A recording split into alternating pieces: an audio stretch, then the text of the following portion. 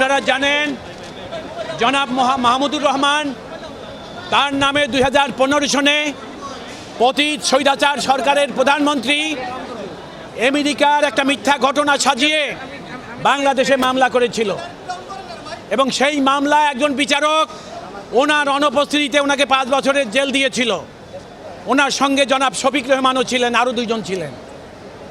এবং এই মামলার ঘটনাস্থল আমেরিকায়, সেইটাকে কারসাজি করে বাংলাদেশে ঘটনাস্থল দেখিয়ে সেই মামলা করেছেন এবং জনাব মাহমুদুর রহমান এবং শফিক রহমানকে জেল দিয়েছে 5 বছরের।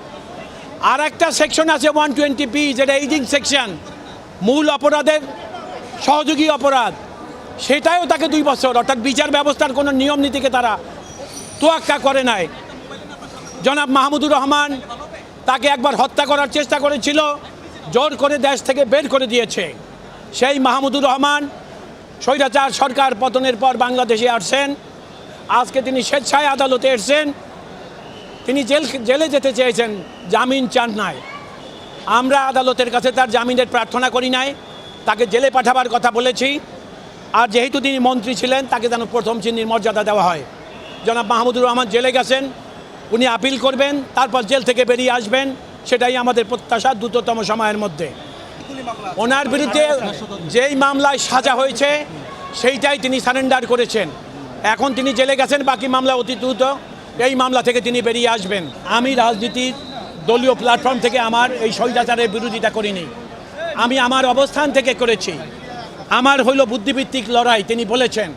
সেই কারণে রাজনৈতিক সংগ্রামের থেকে তার সংগ্রাম একটু আলাদা, এইটাই তিনি কোর্টে বলেছেন। বিচার বিভাগ স্বৈরাচারের সময় কতটা নিচে গেছে যে দেখা যাচ্ছে সজীব ওয়াজেদ জয়ের পিছনে এই আদালত যিনি রায় দিয়েছেন আসাদুজ্জামান নূর, তার পিছনে হাঁটতেছেন।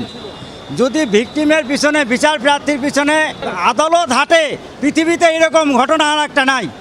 আমরা আশা করব মাননীয় প্রধান বিচারপতি এটা দেখবেন এবং আমাদের বিএনপি ওই বিগত বছরে যে পরিমাণ অন্যায় বিচার হয়েছে, এই বিচারকরা যদি এইভাবেই বিচার রায় দিয়েছেন এবং যারা এই সমস্ত অপকর্মের সাথে জড়িত তাদের বিরুদ্ধে ব্যবস্থা নেবেন।